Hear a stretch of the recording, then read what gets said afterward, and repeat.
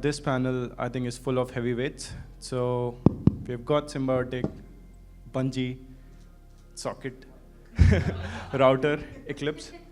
And this question actually is something that is very close to me, because if you think about crypto, when this whole thing started, I mean, it started way back when Bitcoin came, then 2017 was a big moment for Ethereum.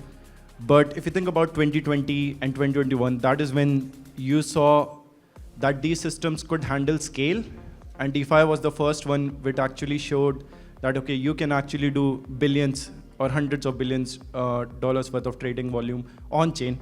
So in a way, whatever the names we see here, DeFi is the very big reason for that. So something very close to me, and with my journey as well, Polygon, DeFi was a very big thing back then, and still now, I think, again, as we are returning to fundamentals, it's still, again, a big thing. I think we'll start with a small recap that, okay, in 2023, we had this whole tokenization conversation with BTC ETFs conversation. Then in 2024, there was this whole conversation of meme coins, pump.fun. And again, now we are returning to fundamentals. I would love to hear your thoughts. What do you think users want right now?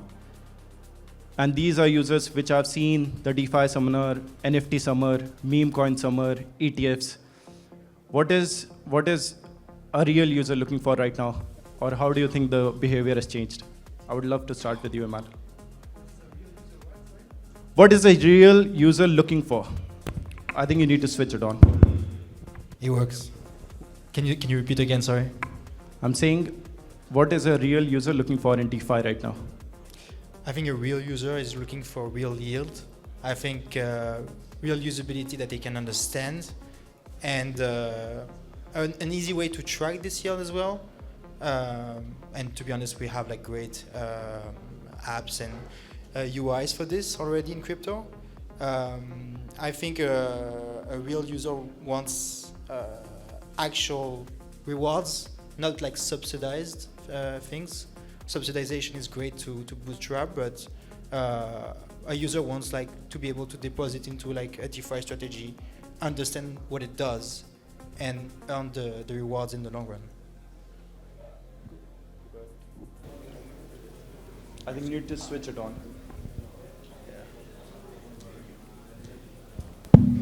Hey, yeah.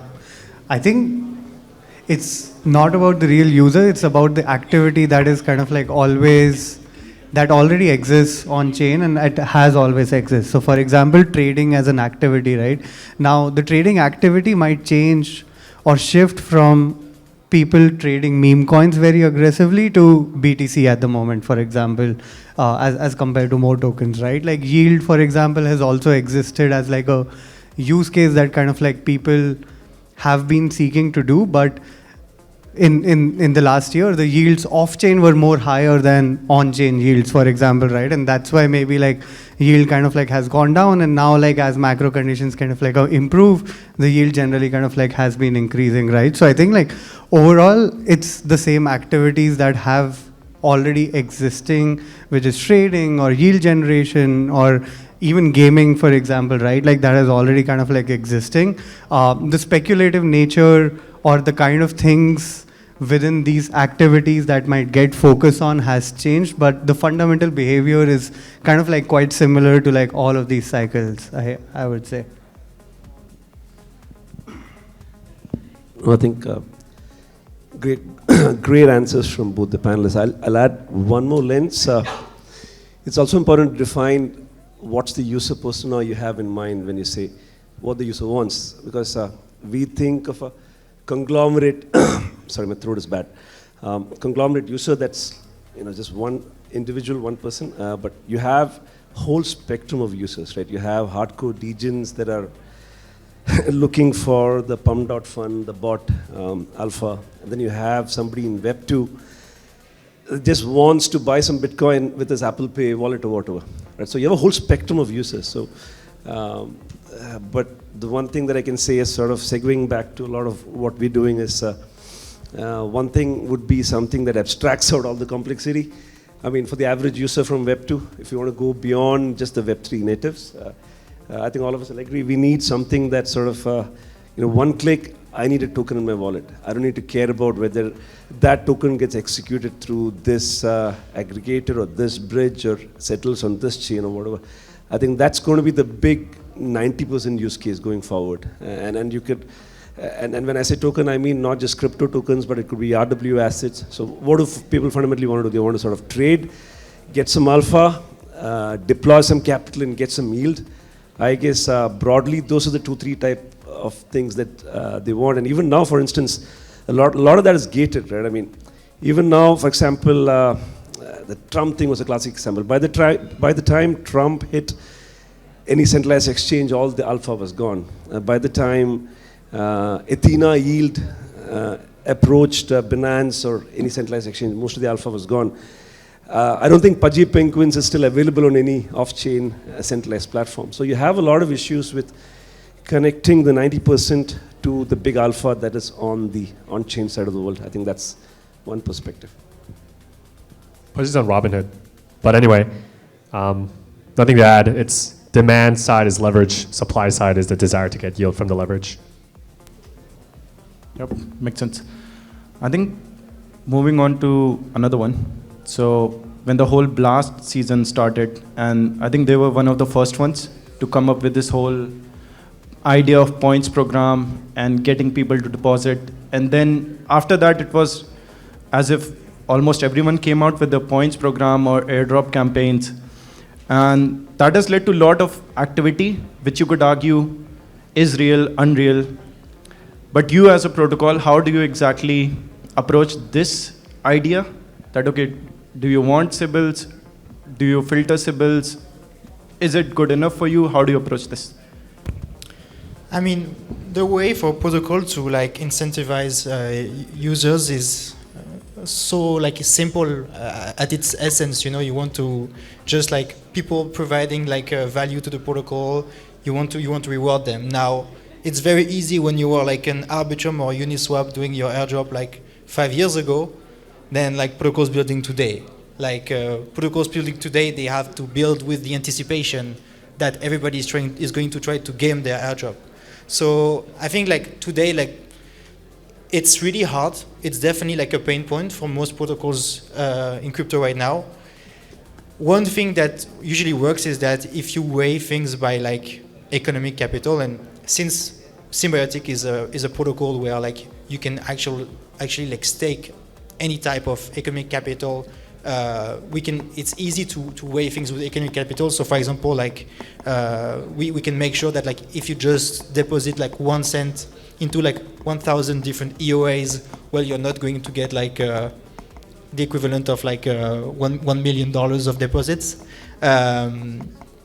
So there's that. And for other protocols like doing things like this, I think in the future like we'll see like a lot more like infrastructure around like being able to fight these Sybil actors, like things like zero knowledge KYC, things like community reports, like what Layer 0 tried to do, for example. And yeah, like I think on-chain minimums. Also, one thing that can be very interesting, and honestly, like I don't know like how like effective it can be, but trying to like do like on-chain analysis on what the EOA does outside of the protocol. Like was it like an address that was created like 1 day before it interacted with the protocol and did nothing else? It's probably a Sybil actor. Or was it an address that was created like 2 years ago, has interacted with 100 plus, like maybe like 10 plus protocols in DeFi? Well, that's probably like a legit user. So I have like 2 points here, generally speaking, right? Like one fundamental reason behind like a points program working is not the points program in itself. It's actually the value, the perceived value of a project for these users that kind of like come and try to farm it, right? Like that is what makes a points program attractive in general, right? Like, so it always will basically boil down to how valuable can you make people perceive your project or what you're doing, right? Like, so it could be the fundamentals on like why the world is heading this way, and like this will be like the thing to kind of like bet on or anything like that. But that is ultimately like what will make points program or like anything that you do generally successful and build a community around you and around your project and get users attracted to it, right?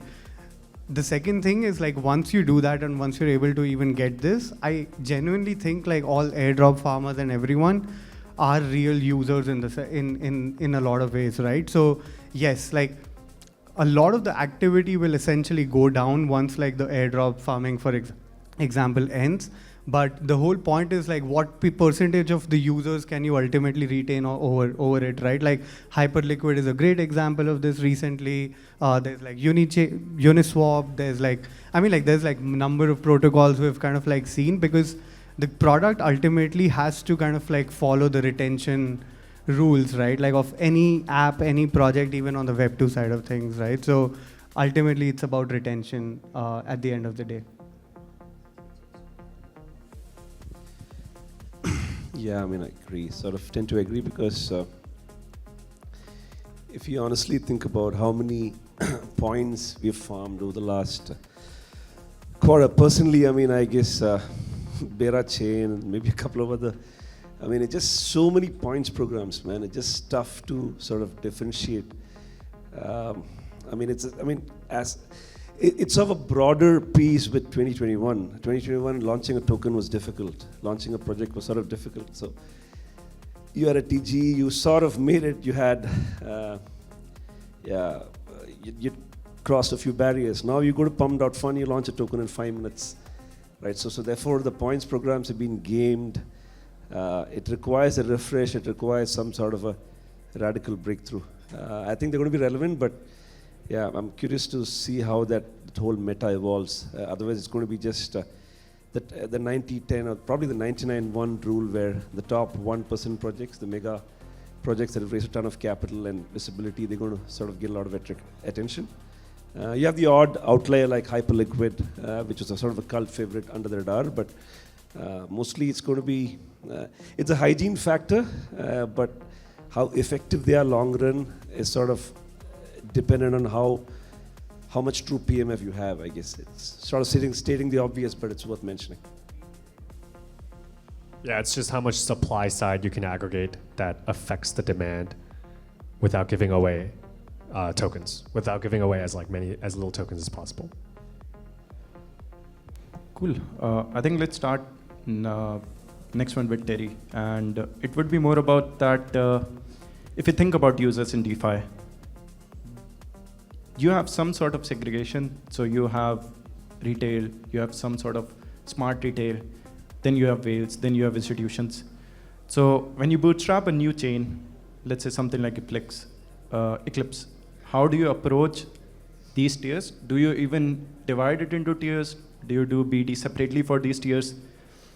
What's a game for them? I think it's up to you to go whichever direction you want to go, right? Say like the purpose of bootstrapping a liquidity pool is you want to have lowest spreads, you want to have high liquidity, and you want people to be able to trade size on your DEX. You can either go to institutional players and give them a percentage of the token in like a TVL deal. A lot of people do this. Or you can just directly emiss it on the pool itself. So it's automated, and a lot of people do this as well. And whether the institution comes from a signed contract or comes from automated emissions to the pool and therefore deposits in your pool, largely it's irrelevant. So I actually think most segments of users have very similar desires for yield, and they have very similar risk profiles. But the only difference is the bigger players have access to more structured deals. Whether or not that provides them a better yield is actually questionable. Yeah, I mean,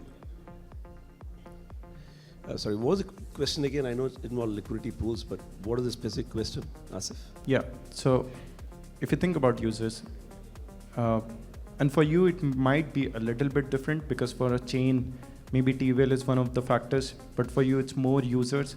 Do you segregate between your users, between like retail, smart retail, whales, and do you do BD separately for them, or? Look, I mean, it's absolutely right. I mean, and this is probably not a router question, but we had a DEX called Define and Polygon. Big TVL was almost 350 mil back in the day. And now you need those bilateral deals, you need those whales providing the initial liquidity, and then you sort of get the, I mean, unless the 30, 40 million comes in from 8, 9, I don't know, maybe less than 20 investors, it doesn't get, the initial thing has to be a whale-driven thing with your investors or initials. I mean, there's these whole liquidity farms, right? I mean, all these funds are out there that are essentially in the business of providing liquidity and bootstrapping early projects, whether they're lending platforms or walls or what have you. I mean, and I'm guessing it's very important for chains. I mean, I know there are chains where a couple of folks I know provided more than 90% of the TVL, and then after the token launch and after the Binance event, that TVL left. I mean, we all know which chains we're talking about, but I mean, yeah. It's Names, we need names. Yeah, too many friends here. You don't want to burn too many bridges on one payload. Yeah, I think it's basically on the KPI that you're kind of like optimizing for, like Terry also kind of like mentioned a bit, but the Pareto rule is like 80% of things will come from one segment and 20% from the rest of them, right? So if I'm optimizing for something like liquidity, 80% of it will come from people who have large amount of capital. So whales or institutions and everything like that kind of like becomes much more important in that value versus optimizing for transactions, for example, like, you know, like the other kind of like thing applies, right? It's just important to have like that one KPI, understand where, and then like go deeper in terms of the campaigns you do, the targeting you kind of like create, and everything like that. But I would also say like that is like one form of segmentation. There's like other form of segmentation with users. So for example, with Bungie, because we have been like we had been focused on a lot of chain accessibility. So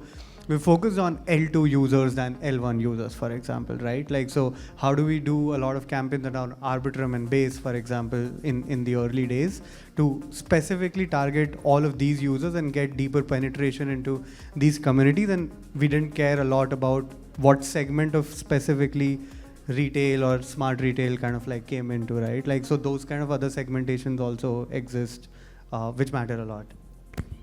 Yeah, on Symbiotic, it's a bit special because essentially like there are three types of stakeholders on Symbiotic. There are the operators running the networks. There is the vault curators, basically like representing like the restakers that are or the stakers that are like basically like the supply side of the economic security, securing the ecosystem. And then there are like the network builders. So they are like the demand side of this economic security that they need to decentralize themselves. And at the end of the day, like it was funny because I was talking with Rishabh about this specifically, like it all comes from like the network builders that build great networks and that have a willingness to pay for the economic security. And as soon as you have willingness to pay for economic security and you actually pay the economic security, you will have like vault curators and operators willing to secure your network. And in the context of network, segmentation is maybe not the same thing as like end users, because like there's no such thing as like a network and then a smart network. Maybe you can talk about like crypto native networks and on-chain networks that can be built in the future by institutions. And in that frame, I think we definitely like are focusing more right now on crypto native network, if I can say it like that. But institutional networks could potentially be the ones that like bring like a lot of economic activity on the ecosystem, but it's also like a longer like cycle to get to these people. Like shared security is still like a new like primitive in the space. They need to get more comfortable with it, and we definitely like entertain these conversations with institutions to educate them on what economic security can offer. But right now, like the people that are actually like using the tech are crypto native networks. Got it. My next set would be specifically tailored to each of your protocols, so it will be different for each other, and we'll start with Terry. So if you just go back and we talk about the whole EVM movement that happened, Ethereum did really well, and then a direct beneficiary was BSC, Polygon, and then the layer 2s like Arbitrum, Optimism. And if you think about SVM, Solana had a big moment in 2023, 2024. And how does Eclipse envision that it will capture this SVM for Eclipse and grow the network? It's rather unclear if the same effect will take place, because the reason why the EVM effect existed was because of scalability limitations on the Ethereum network, right? Because fees were going to 100 Gwei, you didn't want to pay $200 to mint an NFT, and therefore you looked for other alternatives. The same problem doesn't exist on Solana. Rather, Solana at times has a transaction fee estimation reliability and transaction landing reliability, as well as an MEV problem. These are not as heavily felt by the end user as is paying, an intense amount of money for transaction inclusion. So if an SVM network wants to exist outside of Solana, it actually needs to provide excess value, not just in cheaper cost and better reliability. And I think that's what a lot of SVMs, people especially with this like mental model of, Ethereum did well and therefore Optimism Arbitrum did well, in the SVM space will fail. You really need to do something novel. You need to change dApp economics, and you need to bring something new to the table in terms of an ecosystem as well. Got it. I think the next one is for Rishabh and Ram, and it's almost the same question, but it's like two different sides of coin. So if you think about tokens and apps, it's almost imperative that you do a token. And then before you do a token, there's a lot of anticipation. And after you do a token, people want to try new stuff. So it's a bit hard retaining people, users. So I would love to hear from Ram. Once you do a token, how do you approach growth? Because now you're not the hottest lady in the room. I mean, you can probably add a lot more color with your experience from Polygon, but I'll give you my perspective. Absolutely right. I mean, the pre-TGE is the dating phase. It's all good. And then TGE is when the marriage happens. So I wouldn't say it's all downhill from there, but I mean, it's interesting. I mean, when the token is doing well, with the token, you have two products. Your main product is the token. I mean, it's all that matters. I mean, you guys will figure out at some point. It's like you're riding a bipolar tiger, not just a normal tiger. The tiger is typically mad and angry, but this token tiger is also bipolar, meaning suddenly he'll just go mad. And then there'll be some random FUD and everybody will abuse you, and somebody who's purchased $10 worth of token is calling you at 2 in the night with suggestions on what we can do to improve the token price. And it gets interesting. The good thing is, I mean, at the end of the day, tokens are necessary. You need tokens to build that speculative value. It's the best way to market, get a product out to market, get visibility. So you can't, that's the biggest thing about Web3, right? Without tokens, Web3 is nothing. I mean, you need that initial hype and all that. But what is probably, and we're seeing that, is the backlash towards the existing model of tokens, right? And again, I'm going to be provocative here, if you'll humor me. But I mean, I think the large centralized exchanges have completely effed it up. I mean, the whole cabal games, a bunch of guys go in, make the deals with the big boys, give them 8, 9, 10% of tokens, and then list it. Retailers exit liquidity. I mean, you look at every single token listed on, I won't name the exchanges, you know them, they all go downhill. I mean, that's why Hyperliquid is so popular. I mean, at the end of the day, it's all Web3, but the access to Web3 is all very, very old-fashioned Wall Street style, right? You need to be in a cabal, you need to be part of the group, otherwise you're not going to get listed on the exchanges, you're not going to get... So, I would strongly urge, if you're launching tokens, like if you have a chance to play that game, do it. But otherwise, think about the whole Hyperliquid model and sort of... because long-term sustainability, it's much better that way. I mean, you can avoid the roller coaster. You can always say, what, I'm going to play the roller coaster. I'm going to exit at the top. You can plan for that, but I think we're going to see a big shift in how teams are going to play the token game going forward. I think ultimately, from a product point of view, purely I'll just take the other side of it, right? Like I said, it will ultimately matter what percentage of your users are you able to retain post the token, or in general as well, right? What is the fundamental value that you provide to them in general, with So like with Eclipse, it's like the SVM and like all of these things that Terry basically mentioned, right? Like more reliability, more like basically none of those issues that Solana have, and plus a lot more, right? With Bungee, for example, it's more about, okay, you being able to get whatever token you want in the best way possible, right? Like does not matter where that is. So I think like it's just best to optimize for that one goal and to communicate that goal in the most effective way possible, and then everything around that just follows that. Got it. I think for Edgar, it would be more, let's say, on the future of Ethereum or blockchains. Because if you think about 2021, a lot of activity on Ethereum was DeFi driven. And if you're building an infra for scaling blockchains or for security of blockchains, in a way it matters where users come from, where the base layer is being used, what for. So if you're building Symbiotic, what are the areas you think that will bring that growth, which essentially enables Symbiotic's potential to be fully used?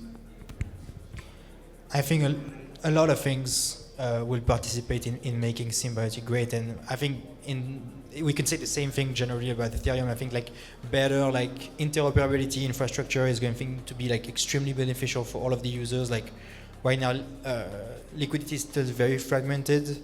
Actually, like Symbiotic has been the first user of like SolverNet, which is a product by Omni, a partner of ours that enables like seamless like layer 2 deposits on the Symbiotic protocol on the layer 1. So I think this is a great example of something that like really works and wasn't there before. Another thing that I think is big is just like the institutional adoption. I think Ethereum has suffered a lot of being in the past of being like a more expensive block space. I don't think block space is fungible, and you can really like compare like Ethereum block space with like an L2 block space. You know, like at the end of the day, like the smart money institutions, they understand that, so they will value like Ethereum L1 like more than like the rest, and it will still have a flywheel effect for the entire ecosystem. Like it's still going to be like a positive sum game.